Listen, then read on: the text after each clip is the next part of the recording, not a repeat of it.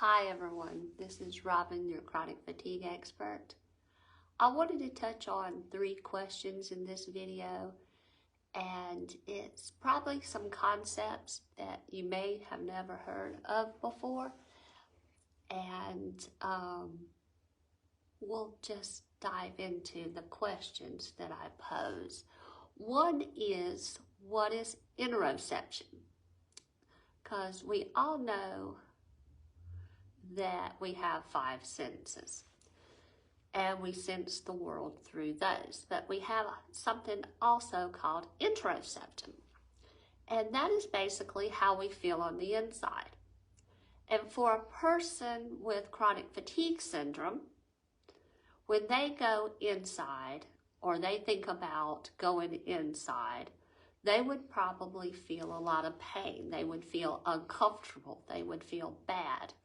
So they probably don't like to feel so much, so they think about the problem. And we'll discuss that in another video, why that is so.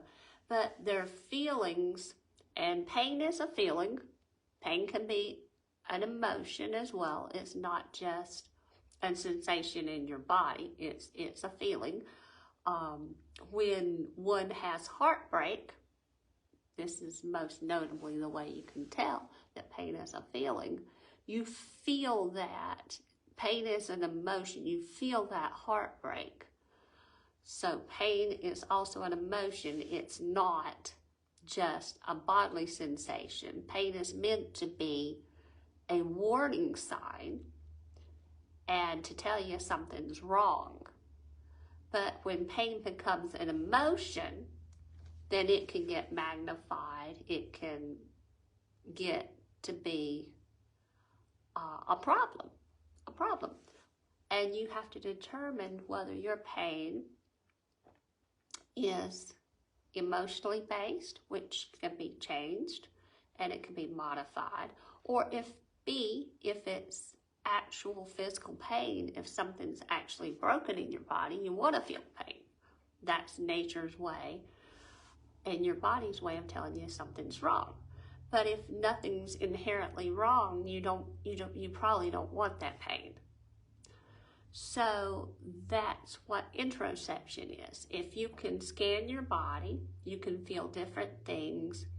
Like you can feel your toes on the floor, you can feel the shirt against your arm, and most likely you never think about these things. These are some things that your brain picks up on, but you're not aware of them. It would drive you crazy if you felt your socks on your feet 24 hours a day and you had to think about, your pants on your legs, or it would just drive you nuts. It'd be overstimulating yourself, so your brain blocks it out.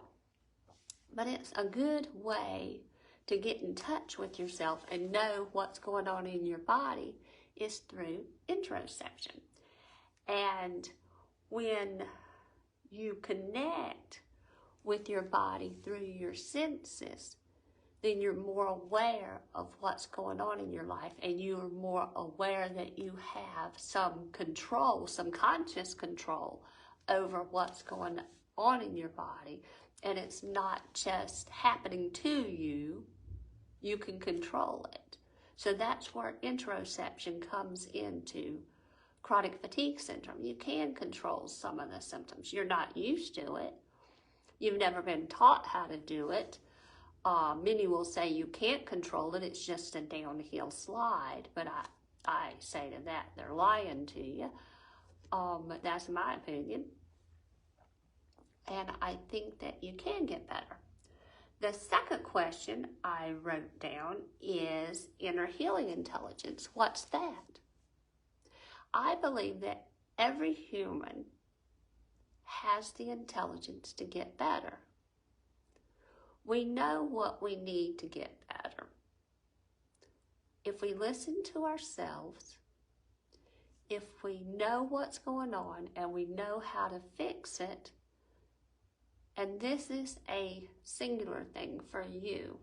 The prescription for you is for you only. What you need won't work for me. It won't work for 50 other people. It'll work for you. So in that inner healing intelligence, you have wisdom that you've known and that you can connect with to figure out what you need for you to get better. And it may be something simple. It may be complex. There's no magic pills. It's not like I can say, or you'll find out, oh, if I only drink 8 glasses of water, we'll put that one in there. If I only drink 8 glasses of water a day, I'll magically get better. In most instances, it's not that simple. It's small incremental things that you do over time that will make you better, but you can get better. So that's where the inner healing wisdom comes in. You figure out the things that you need for your body, because your body is a unique organism, and your body has unique things that it needs that other people don't need. So the third thing I wanted to talk about, and this is going to be quite a shocker to most people. What is cognitive behavioral therapy? Doesn't seem to help with chronic fatigue, but that's what's prescribed. It's working on the wrong part of the brain. You have several parts of the brain. The way that most people look at the brain, or most researchers, is that it's a triune thing. You have your brain stem, you have your brain stem, and you have that's your reptilian brain.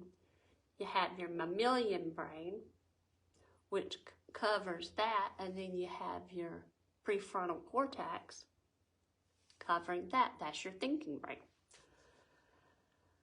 So the CBT, cognitive behavioral, helps your mammalian brain, but you're not, and your prefrontal cortex. You're thinking about it. You're thinking about the solution. But the problem is, it's not here. Your problem is here in your brain stem. So cognitive behavioral therapy won't work on your brain stem. That's the wrong type of therapy for that. You're not sleeping. You're not eating right. You're not getting rest. You feel fatigued. That's all from your brain stem. That's your reptilian brain.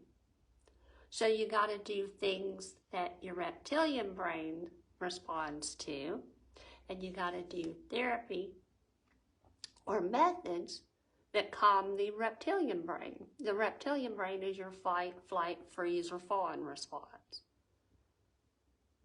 So if you find a mechanism to change some of your reptilian brain, your brain stem, your nerves, your parasympathetic system, if you work on your parasympathetic system, you can get better, because it's your parasympathetic system that's conditioned to act the way that it does. If you change the conditioning, much like with Pavlov's dog, if you change the conditioning, you change you.